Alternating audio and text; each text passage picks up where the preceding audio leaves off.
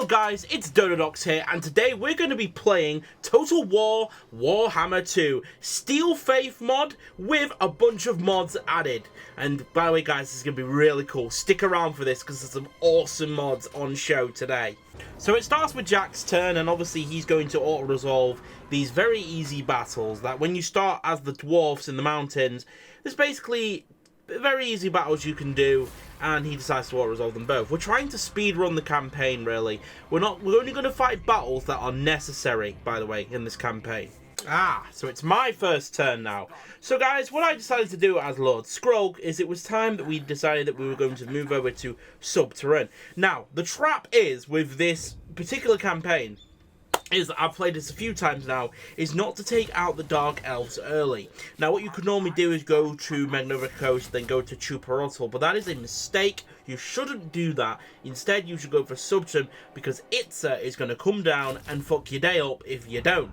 So it's very important that we basically stick to the task at hand here of defending our borders as best we can. And I'm just going to recruit a bunch of Skaven slaves, because normal clan rats, well, they're not just as great, and, well, slaves are just cheaper and easier, so we're going to go for that. We also start with Silken, who is a priest, a plague priest, who's going to come in very handy later on in this campaign. Anyway, let's search the damn ruin, and of course we've got to work out the old symbols. Now, working this out can be a bit of a pain in the arse, you know, just because it just is, trying to figure out these symbols. This one's actually kind of an easy one, because you've got to work out the question marks. You've got to look at the triangle and see which one, the triangle on the bottom, maybe. If you see to the side, maybe it's the fizzy one. I can't actually remember if I got this right.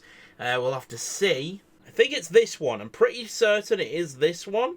Or is it the far left one? Or is it the far right one? Oh, well, the far right one was a fail. So, yeah, that didn't really go according to plan. Anyway, it's fine. So, yeah, that was pretty much turn one. We're working out a puzzle. Time for some diplomacy, and I'm already Clantheric. Let's see if they're... Nope, they don't want to have anything to do with me right now. Fair enough. Right, let's get on to Jack's second turn. Guess what? For Jack's second turn, it was taking the next pass. Yeah, pretty much. The first turn of Dwarfs, and second is taking this pass and getting the full region. So he conquered that pretty much. Now, obviously, because this is co-op, I can't actually see what Jack does in terms of his technologies and stuff. So we're just going to follow Jack's movement, if that makes any sense. So for turn two, for me, it was time to take Subterrane. We need this. This is an important city to have. Now, unfortunately, because I was playing Steel Faith, this doesn't work straight away. You have to wait on food, which is a pain. Having to wait on food really did, you know, waste a few turns here. It's kind of a bummer, to be honest, because it's do arrive pretty soon. But yeah, there's me just clicking, trying to figure out what the hell's going on. Realising straight away that I can't actually do this, and it's really pissing me off. So yeah, that's great. Just do nothing, I suppose, and that's all we can do right now. There's not really much else we can do. So in terms of buildings, I think we probably want to work on growth. Probably growth's a good option here. And that's the end of my turn. So I skipped to turn 4 because, well, nothing really happened on turn 3.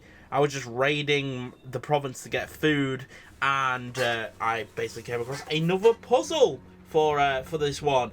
This one was searching the other ruin over on the far right. I did get this one right. Scroll of Armor. Bound the spell, Fear of Armor.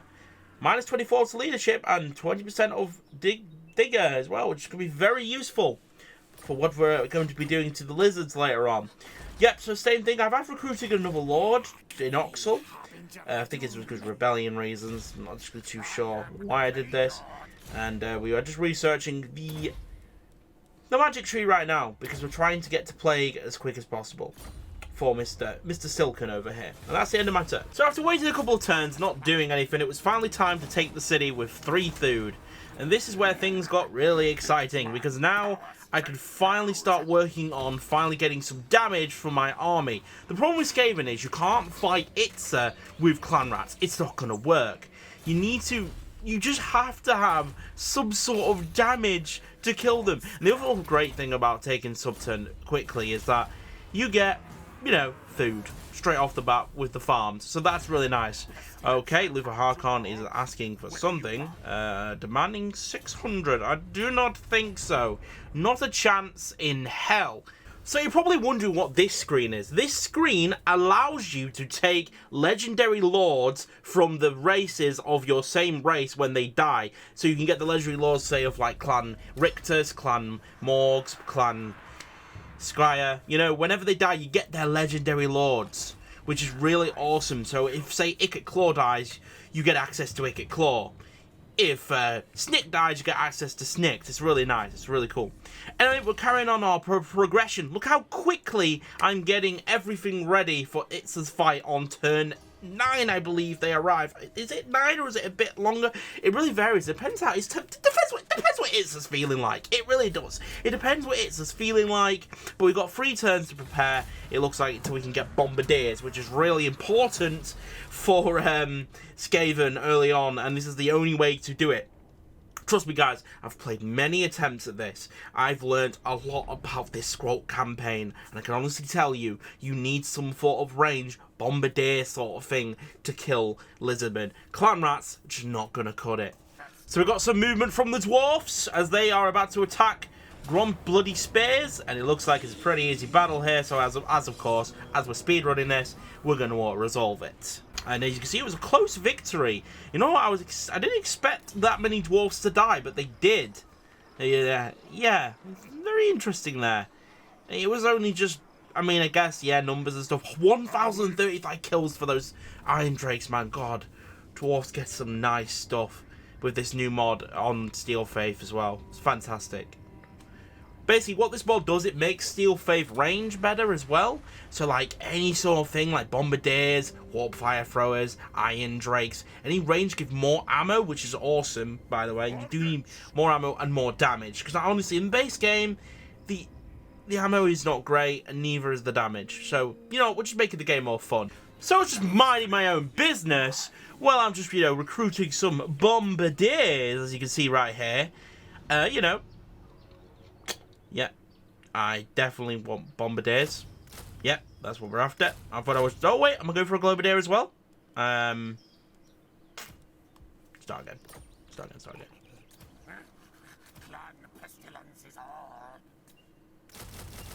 Right, it's time to get those Bombardiers going now. Look at those. We've got a nice 4 coming out there for me. Very nice. Because, you know, finally going to get some proper range. I'm just minding my own business when there seems to be a random... High Elf army just in my territory. Not too sure what he's doing here. Now, he isn't at war with me as far as I know, but he has been annoying because he's just sort of just in my territory. But I've obviously got bigger things to worry about with Itza, so I'm just going to assume that he's just having a nice vacation in my territory, and we'll just leave it at that for now. So, Teclis is still just vacating in my area. So, Teclis is still taking a vacation in my territory. He's currently encamped. He's not actually raiding. What the hell is he doing? This is something I don't get about the AI sometimes. They just randomly come into your territory, sit right opposite your base, and just like sit there just going, hey, look at me. I'm here. I'm here just being annoying. Really, really irritating. I'm still waiting on my Bombardiers. Oh, he's taking attrition now. Oh, movement from Itza. So here we go. So it's a little bit delayed. Turn 10 they've come this time. And it's around 9 or 11. So yeah, they're a little bit early actually. No, they're sort of medium-ish early. Yeah, but that's 2 scary armies incoming. So not going to war with the elves right now is probably a smart move. We should probably just let those guys retreat and focus on the immediate threat, which is Itza and Gurok. And this is going to be very scary because we got to have them to defend some turn with 1 army versus 2. As you can see, he's bringing quite a lot. Pretty dangerous, but my Bombardiers will be ready next turn. If you wonder what the Dwarfs are doing, they're just turtling at the moment. They can't really do much or move out because they're having to deal with lots of orcs, and he's obviously playing the defensive mind game using his garrisons to win the day, basically. So that's, yeah, Dwarfs aren't doing much at this stage. So Itza has moved into my territory, and well... This is the great thing about Skaven, by the way. Now, the great thing about Skaven here is that they can ambush. Ambushing take... What? Take 1? Is they can ambush. And, now, obviously, sometimes you can't ambush. Now, Gurak is in a special stance, which is a problem. I can't ambush it. I tried this many times it doesn't work. Don't try this, guys. You'll waste time. You're just going to have to fight the battle if that's the case. If they're in this stance, there's nothing you can do. It minuses it by 55%, and with you only having a certain amount at level 1, it doesn't go well for you. It just doesn't. I do exit because I get a bit pissed off and reload because I genuinely thought you could ambush. And it took me a while to realise that you can't actually ambush. So yeah, I just have to play the battle. So after many attempts at trying to do this, it's not worked, and it was just time to fight the battle. I didn't have a choice. It was time to get into the action. So yes, I keep trying. I don't know why I keep doing this. This is just stupid at this point. Will, just go for it. Oh yeah, I try auto-resolve it as well. This is actually kind of funny. I actually try auto-resolving, see if that works. And of course it doesn't. Now guys, I don't recommend you do this. I was doing it for a laugh because I was kind of curious if I could have won that with an auto-resolve. But yeah, no, definitely not. Okay. So you know that thing about saving and then reloading and saving? I don't like to do it, but I only did it this time just because I wanted to see if I could, you know, sneak an auto-resolve. But it didn't work out, so we're going to have to play it. If I lose this, by the way, I take the consequences in, like, an actual battle. Probably have to restart the campaign, to be honest, because I'm pretty sure I'm dead if I lose this. So, yeah, this is kind of, this is riding on quite a lot. Anyway, let's get into this battle. Hello, and welcome to the first battle of the series. Skaven versus Gurok.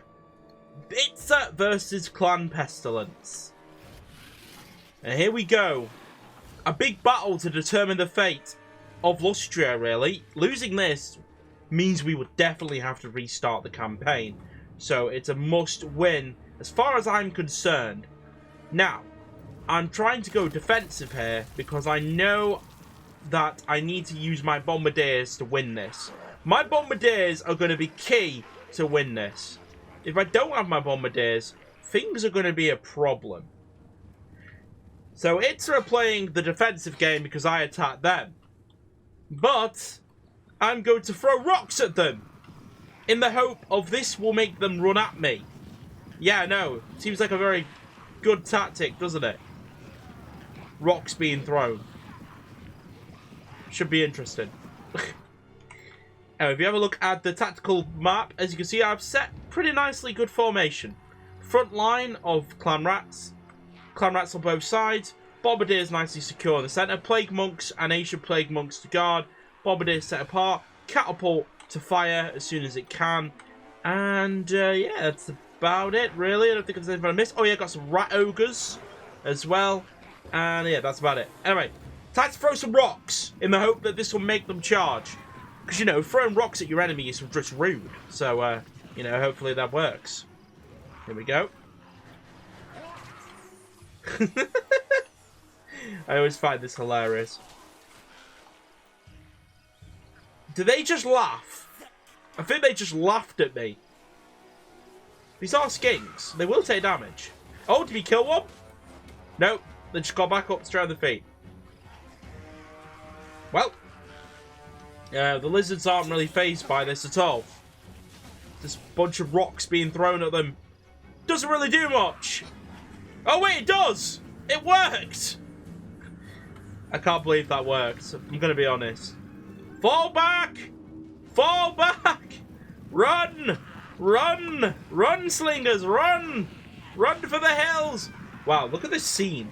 Just seeing these lizardmen charge now. These rats. It's quite a lot of them. They're angry for some reason that they had rocks thrown at them. Kind of a comedy situation, really. But the trappers work. The lizards are charging. They probably just think, oh, bunch of rats. Could easily kill them. But I've set up a nice formation and the first shot of artillery is going to fire now. We're going to follow it, of course. Make a great habit of this. Oh, ho, ho. Direct hit on those skinks. Very nice. Now, unfortunately, it looks like these rats are going to get caught. I don't think they can do it. Oh, second fire, inbound. Oh, here we go. Let's try and get a good shot of this. Oh, nice. Right on the skinks. Beautiful. Okay, so the slingers... well, they just... it didn't go well for them. Another fire. Oh, I've changed target. I'm going for the Saurus, it looks like this time. The blessed ones I'm going for, that it seems to be the case. So if you look, this is the defensive position now, with the lizards charging. Have a look at it from our perspective. And we can go into battle mode now, and I can show you what's up. So my plan was to make it so I couldn't be flanked. So I got my clan rats in front. And here come the bombardiers now. They're going to start firing. And this is my ticket to winning this game. Actual range, actual damage on these lizardmen. They are very armoured. Sauruses are. So it was important. Now, my slaves aren't going to hold for long. They really aren't. But it gives me enough time to bring in my plague monks, getting them ready to charge as well. Very nice. You see along the lines there. Lots of fire going off from the bombardiers. Very important that we take them out as quick as we can. Ancient Plague Monks charging in now. A new unit for Steel Faith. Lots going on here. Gotta pay attention to it all. A little bird's eye view of what's going on right now. There's so much carnage. There is a... They are trying to flank. As you can see, they're coming around the back here. My clan rats are having none of it. And they're not going to be able to hold Sauruses. But what they can do is delay. And that's the main thing. Delay. So some slaves are already retreating. I expected this. But yeah. Bombardiers are the reason it looks like I'm winning this as it stands. Yep, some very low health bars now for the lizardmen, as you can see. So plague monks are terrible if they're getting focused, but they're glass cannons basically. If you can keep them alive and get them attacking, then they're going to do bits. Same with anything really, like bombardiers. Keep them away from any fire or range or melee and they'll do great. Same as catapult, of course. We already know personally glass cannon. And yeah, as you can see, it looks like I'm winning this pretty comfortably now. I mean, there's a lot of firepower going off, to be honest. And that plague claw is racking up the kills. I'm going to slow it down a second, guys, just to show you what's going on, because it's getting a bit over the top. So, if you can see, current battle, lizardmen are trying to break through the line here with the ancient plague monks and the normal plague monks. Bombardiers are firing, as you can see. Catapults are also firing over here. They're trying to flank, as you can see, but the rats are having none of it. The right-sided flank is being... Well, it looks like we've got some blessed filth going off here. And the lizardmen are in combat with some normal plague monks. Well, no, plague men, sensor bearers, these guys are, of course. There's a lot of dead lizards, as you can see. It's looking pretty much a victory for Skrog here. The bombardier gamble has paid off. Some bombardiers are now in combat here, but they are supported by some more clan rats. So yeah, let's carry on, go back to normal speed now, and we'll finish off this battle now. But yeah, it obviously gets a bit crazy when a charge goes off. If you want to look at the count, there are 884 lizards left with 1,000 clan rats left. So yeah, I've lost a lot of rats, as you can see. So it's all down to how our range performs. Gurak is in combat with some plague monks. Now he actually doesn't do well against that. If that was normal clan rats, then we might have an issue. But as it's plague monks, is it plague monks? Yeah, it is. It's plague monks. They're doing okay. They're holding their own, and it's important that we get these Saurus to rout. These Sauruses need to rout. Oh, we're getting a good fire. Oh, Gurak's getting a bit destroyed there. Let's get his health bar up. You see he's taken half damage from that. So very nice. Very nice indeed. Another attack. Look at his bar drop. That's insane damage. And I think Gurak's about to retreat. The lizards are now in what appears to be uncontrollable mode. So they're just going haywire on anything. A couple of lizards trying to deal with my catapults. But like I said, these bombardiers, they're having none of it. They are having absolutely none of it. I think one more volley should do it now. take these guys out. The battle is won. Oh, look at that purple smoke. And that looks to be it. The lizards are now just going rampage mode into the bombardiers. So we're going to have to kill these guys because they aren't going to retreat. And they are going to cause more damage. But yeah, it's been a bloodbath. There is not much left from this battle. With only 975 rats remaining from a 3,054. So yeah, very interesting there how many rats we lost. But yes, the battle is won. For now, anyway. Gorak runs with the tail between his legs. I think he gets away. I don't think the catapults are going to be able to kill him. But we'll see. We'll see how this goes. And that's it! A Pyrrhic victory for Skrulk. But a victory nonetheless. And Gorak did get away, but only just. And he is very much... Well, we've basically told the Lizardmen that we are a threat. And you are not going to be able to defeat us as easily as you think. Because you have to deal with purple shit being thrown at you. So yeah, we've pretty much scared Itza there. Quite a bit. Defeating Gorak in battle, yeah, that's put a damper on any Lizardman ever trying to take out me. And now they're going to be worried. They just won. They just lost a really important battle there. And that is huge for me. Now, we've got more annoying things to deal with. These bloody high elves are still just sitting at Oxel. Now, the way I see this is, yes, we should definitely fortify straight away because it will give us walls, which is really important. We should probably think about taking out those high elves as well. Let's get our food supply up as well. Now, we can't actually chase it, so that would be a mistake. But we're going to heal up in sub-turn for a turn, it looks like. Yeah, so we have to heal up. All we have to do is wait around now. Do a few bit of technologies as well. And maybe we should perform a rite. Yeah, let's get an Undercity. This would be a really, really good idea. Getting an Undercity at Itza or something. Because if we got an Undercity at Itza, we would be able to get more money and more food. And we'd be able to see what the hell Itza were up to. So not a bad idea getting a Scheme of Doom. It's a rite you could perform, which makes you get an Undercity, if you decide to go for that. Okay, Squawk's skill line. We are just focusing really much on the looting for now. His blue tree. We've got to get his blue tree up. It's the most important. And there's Plague. We've got some Plague as well, which is going to be really useful for battles ahead. As the Dwarfs are still turtling, I decided to skip that turn again. So, I'm in a bit of a bother with money. So, the Dwarfs decided to lend me a hand and give me a bit of money just to stay afloat. You know, it is a co-op campaign. Why not ask for a bit of money? You know? It's kind of important. You got to keep your friend alive. And so happens that these rats and dwarfs get along. So yeah. Warp grinders is a shout, you know. Getting some warp grinders would be a really good way of doing more damage. Being able to have a bit more of a front line. Because at the moment we've only got bombardiers doing the damage and catapults and some plague monks. But our clan rats don't do anything. Maybe having some warp grinders would actually work out really well.